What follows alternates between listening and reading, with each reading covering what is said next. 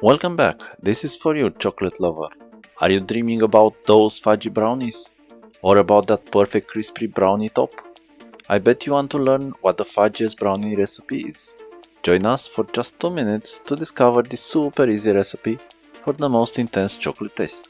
This is neither for diet nor for people counting calories. The journey towards a delicious brownie starts, as you have guessed it, with dark chocolate.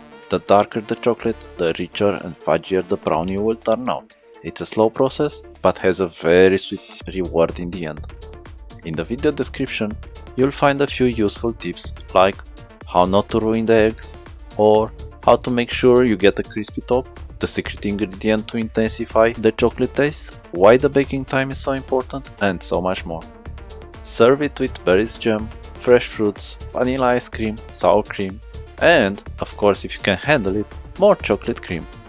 If you are preparing this brownie during winter time, we recommend also to add some cinnamon, nutmeg and smashed cardamom. Accompanied by a cup of warm milk is a dream when outside during the frozen winter nights.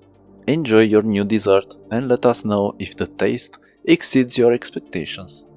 Like and subscribe to our channel for more chocolate-based recipes.